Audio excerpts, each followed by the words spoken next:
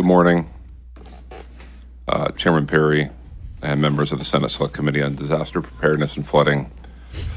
Thank you for allowing us to speak our hearts and minds today. As you've seen over the last couple of hours, this is impossibly difficult for this group to get up and do. We're doing it for our daughters, but it is not lost on us how difficult this is for you as well to hear this, knowing that you are parents and grandparents. We recognize how valuable your time is and are humbled by your willingness to share it with us today. My name is Ryan DeWitt, father of Molly Claire DeWitt. I'm here before you on behalf of my wife, Elizabeth, and Molly's older sister, Annie, who is also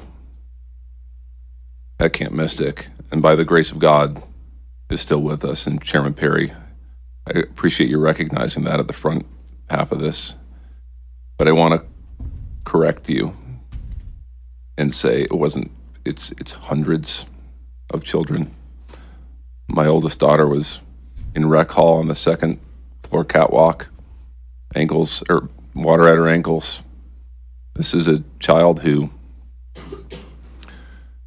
has been through the ringer with weather events prior to this, was in therapy for them for a year. And I feel compelled to share with this group that in the terror of that night, when she was on the catwalk with 100+ other girls, Annie, Molly's older sister, who was terrified of weather, found it within herself to lead her cabin in song and prayer in the face of what just months prior would have brought her to her knees. And I feel compelled to say that because my pride for my oldest daughter, Annie, is immeasurable. She's stronger than my wife or I. And I know she's going to watch this, and I want her to hear that out loud from her dad. Molly is one of the precious lives lost during the July 4th flood, along with her 26 newly minted sisters who had formed an inseparable bond in just a week's time. Molly was and still is a bright light in this often broken world. She embodied so many amazing qualities despite her brief 9 years on Earth. She squeezed more into 9 years than many do into 90. Saying Molly was larger than life is no exaggeration. She was a humble little girl, so these next several bits would make her cringe, but I know she'll forgive me. Molly's relentless curiosity led to questions at all hours of the day and night, many of which I had never pondered as an adult, but probably should have. She wanted to know how and why the world worked the way it did. Some of it fascinated her, and some of it devastated her. She educated our family through her thought process. Her compassion was overflowing, always looking outside her circle of friends to see who else she could include, who might not have as many friends. She was drawn to those on the margins, the homeless, refugees displaced by war, children with disabilities. She said to me one night in bed, "Dad, it hurts my heart to see people hurt." I have replayed that moment so many times over the last 7 weeks.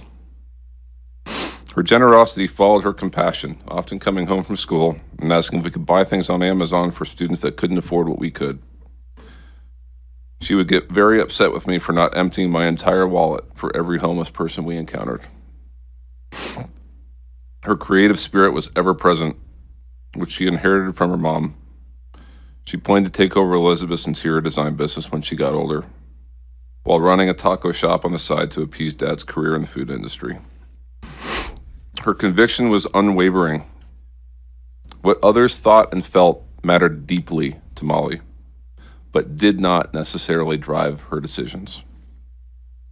Those were all her own, oftentimes to the chagrin of Elizabeth and I. Her athleticism and drive were remarkable, a talented soccer player from an early age. She didn't understand giving less than 100% of the time. It just didn't register as an option for her.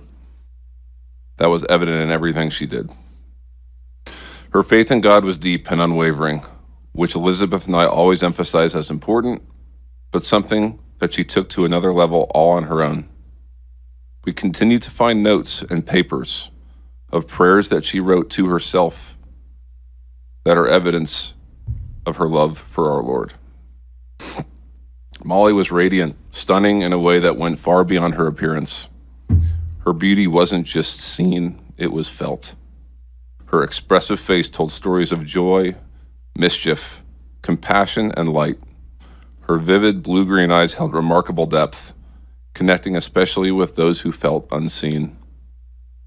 She made people feel known, not just with her words, but with her presence. Molly's beauty was most powerful because it reflected the love and empathy she carried within. Molly's presence brought joy and inspiration to everyone she knew. She lived generously, loved deeply, and left a lasting impression on hearts far and wide.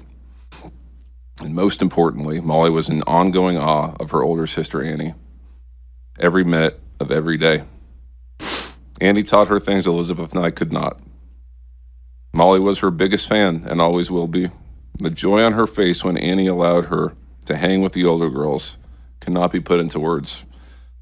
For Elizabeth and I, our greatest life achievements are our daughters, Annie and Molly. What I've noticed over the last several weeks through texts and conversations with our new family seated next to me and behind me is that while Molly was no doubt unique in her own ways, she shared so much in common with her 26 new sisters. These young ladies were cut from the same cloth, destined to lead with love and change this world.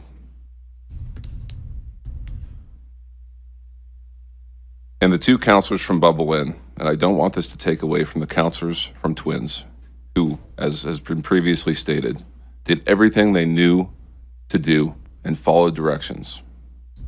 But Molly was in Bubble Inn, and those two counselors, Chloe Childress and Catherine Ferruzzo, were without a doubt a 10-year fast-forward snapshot to where our girls were headed.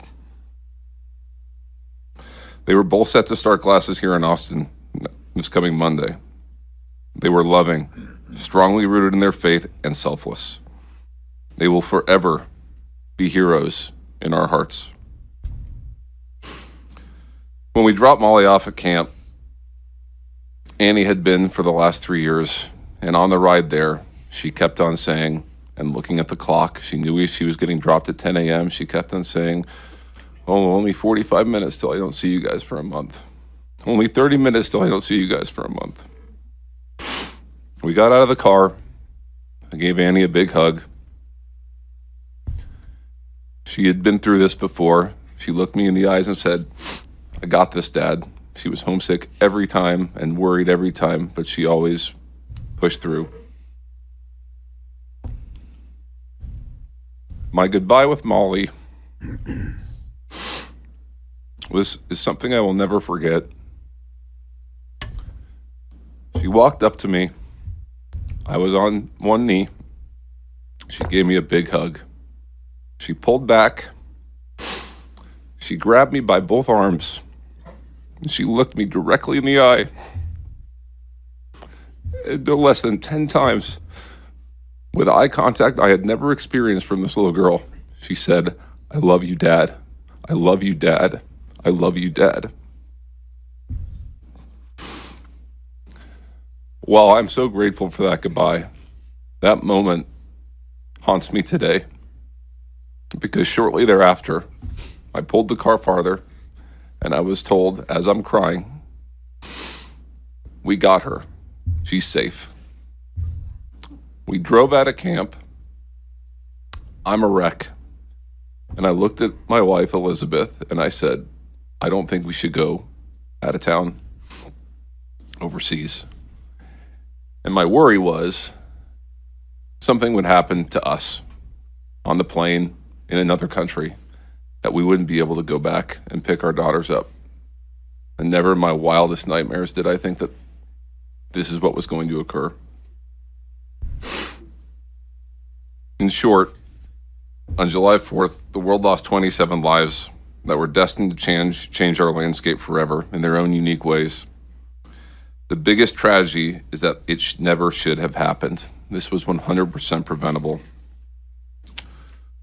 We are here before you today as grieving parents, as you've heard, living in an unimaginable nightmare, but also as pillars of strength for our daughters' legacies, to ensure that what happened on July 4th never, ever happens again. Senate Bill 1 is long overdue, reflects common sense, life-saving measures that every camp in Texas should be required to undertake, taking the appropriate preventative measures to remove as much possible risk of disaster, in concert with doubling down on detection, training, and response when the disaster does occur. It's the only path forward here. Every camp should consider the location of their buildings and sleeping quarters. Every camp should utilize a functional and effective early warning system. Every camp should have a detailed evac plan that is documented and run through, both in and out of camp session. Every camp should have an adequate adult to camper ratio. Corners cannot be cut. Arms cannot be twisted. Gray areas cannot exist. These were our children's lives. Now we fight united for the safety and lives of millions of children that will attend camps in the future. And the future is right now, not the next special session in 27. And I recognize as I look at the 9 of you that this message is not directed at you, but I know this is public testimony. And I'd like to say, for those that may dare to oppose the fundamental principles of this bill, I'd ask that you envision stating your case in front of our 27 daughters. If you had the opportunity to look each of them in the eyes and tell them that their safety and the safety of millions of future campers was not a priority, could you do it? We cannot answer that question for you. In closing, we're humbled and honored as a group for the incredible support we've received from our local communities. We would not be here without you.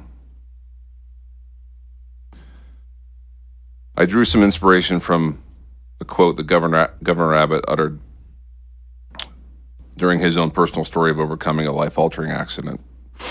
He said, "Our lives are not defined by our challenges, but by how we respond to them." This is our response. We implore you to join us in that response. Do not waver. Do not hesitate. As Molly would say, let's give 100% effort, 100% of the time. Let's make these 27 amazing girls proud of the way we respond. Thank you very much for your time.